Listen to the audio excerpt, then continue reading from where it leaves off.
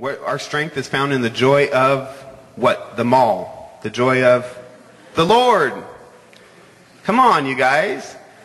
You're scaring me. You're like, yes, the mall. Especially since there's a sale at Penny's right now. The joy of the Lord is our strength. So if we want joy from God, we have to be in this kind of position, right? To receive it. So if you haven't let something go, it's hard to receive joy because your hand's so tight around that thing. That's causing bitterness.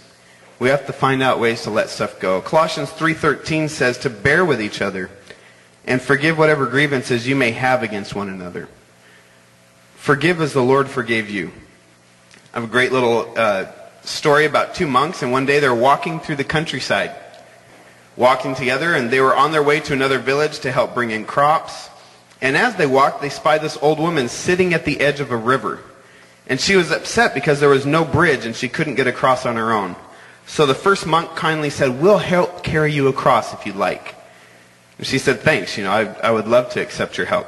So the two men joined hands, they linked between her, and they carried her across the river. So when they got to the other side, they set her down, and thanking them, she went on her way. After they walked about a mile or so, the second monk began to complain. He said, "Look at my clothes. They're filthy from carrying that woman across the river, and my back still hurts from lifting her. I can feel it getting stiff." The first monk just smiled and nodded his head. A few more miles up the road, the second monk griped again, "My back is hurting me so badly, and it's all because we had to carry that silly woman across the river. I can't go any farther because of the pain." And the first monk looked down at his partner, now lying on the ground, moaning, and he said, "Have you wondered why I'm not complaining? Your back hurts because you're still carrying that woman, but I set her down 5 miles ago." But that's why many of us, that's what we're like in dealing with situations, often in dealing even with people in our own family, is we're like that second monk who can't let go. So we hold the pain of the past over our loved ones. And because of something they did even years ago, when Colossians tells us to forgive the grievances we have against each other. So the question is, have you let stuff go? Or do you still hold the past over people's heads? If you hold on to hurt, God can't heal it. I used to work at a nut and bolt warehouse where we shipped out, just thousands of packs of bolts a day. And there'd be times where I'd be pushing them together into a canister to package them. And I would get a little sliver of metal in my finger. Now, a sliver of wood hurts. A sliver of metal really hurts because it's got some power behind it. It's got a little more oomph. And it doesn't work itself out of your finger as well. So I had this one that got deep inside my finger, and I didn't really notice it, this little piece of metal, and I kept working. And I got home, and sometimes I'm kind of that baby person who's like, I don't want to dig in there and get it out. So maybe it will work its way out. That's called wishful thinking. So I was thinking wishfully, me and Jiminy Cricket were like, "When you wish." And I was just hoping it was going to work out. But it didn't, and it got sealed up in there. And it got so bad to where when I would touch something, my whole finger would throb. Because it just had control over my finger, man. There's this little tiny piece of metal. But I go to touch something, I grab my car door, and it would just throb. And I finally had to sit down and get some tweezers and whatever I could do and cut that thing open and push and push and push. And it was a mess. And it hurt so bad. But once it was out and I healed up, it's great. And you know what? I use my finger to this day. I can point with it. I can do all kinds of stuff. And it was because I took that sliver out. That sliver of metal. But man, that is a lot like not letting things go. It's just like that bitter unforgiveness. And it gets to where we can barely do things because our heart becomes so hurt. We can't enjoy a new friend. If a new friend comes into our life, it's hard to enjoy them. Why? We're still bitter about other stuff. And bitterness, when it leaks out, it's hard to be around somebody who's very bitter. So it's almost like you kind of self-insulate yourself from enjoying people because of that bitterness. And it's good to just say, "God, no matter how much it hurts, I want to let this go. And no matter what you have to do in my heart to get to that little sliver and pull it out, I need it. I need it and I want it." Some people hold on to things only find it hasn't caused their enemy any pain at all. And this is true, man, who does bitterness hurt most is us. People holding on to something. I'm not going to forgive them, and we find out years later they're doing fine. They're enjoying life. They're having a great time. They didn't know there was even a problem anymore. You know, and we've not let go. And it's just like a rattlesnake, which if cornered, it will become like so angry. If it's cornered, it will bite itself. It'll see itself moving and shaking and getting upset, and it will bite itself. And that's exactly what the harboring of resentment or hate against others is. It's like biting yourself. We think that we're harming others in holding on to these things, but the deeper harm happens here. So Jesus, if you look back at Colossians 3:13, it says to forgive as the Lord forgave you. Jesus is an initiator. Jesus, when he came into our life, he forgave us. And he's asking us to offer that same luxury to others. Forgive as the Lord forgave you. So as followers of Christ, we don't have any other choice, as hard as it may be, but to extend forgiveness and to let things go, to let those things out of our hands so that God's joy can drop right down into our lives. So that's that first part, is let stuff go. And the second thought I had on fighting bitterness would be to make peace, which is, it's hand in hand with letting things go, but it is different.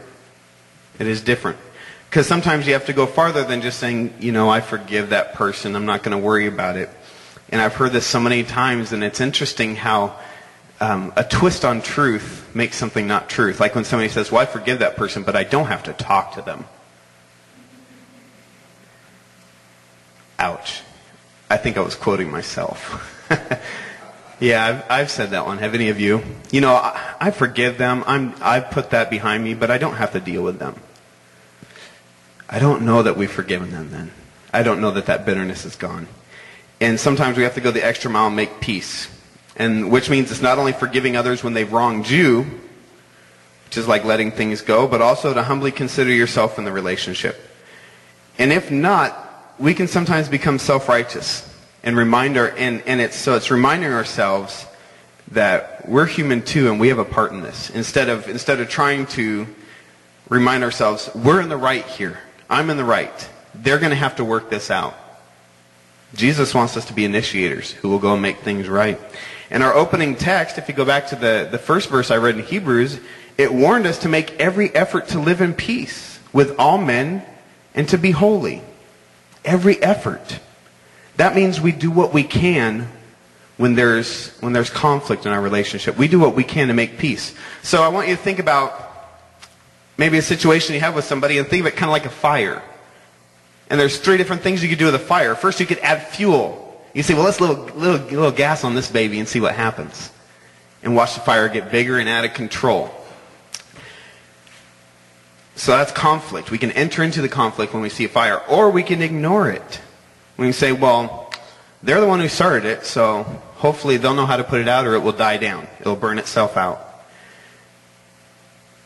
Or we can find water. And that means I don't care who started the fire. Let's see if we can put it out. Life's too short to let the fire contain. Let's see if we can do what we can to put it out. So we have to do our part to make peace. That's why Hebrews 12 says make every effort. It could mean that we humble ourselves and lose out. And you know what? Often in relationships, as you follow Jesus, sometimes you do humble yourself. And if you look at the human way of looking at it, you lose out. But Jesus said the last will be first. He wasn't concerned about if you were right or first or if you win. But sometimes it means you have to humble yourself and say, what really matters is this person. What really matters is this relationship getting resolved. And it can mean that sometimes we're misunderstood, and this happens a lot in life. But I think that ultimately, if you'd work hard to restore a relationship, you might get understood later. But if the fire's still there, you'll never get understood. So if you have something valid that you want to share with somebody, then letting the conflict stay there and fighting and warring will never help somebody see what's really inside. You say, well, man, they don't understand me. Well, keep praying and do your best. Make every effort to live at peace. And if the fire dies down, maybe they'll see your viewpoint. That would be cool. Maybe not, but we're about putting out the fire first. Even if somebody has a problem with us, we're told to humbly work it out with them. Matthew 5, verses 23 and 24 gives us a challenge. It says, therefore, if you're offering your gift at the altar, and there remember that your brother has something against you, leave your gift there in front of the altar. First go and be reconciled to your brother, then come and offer your gift.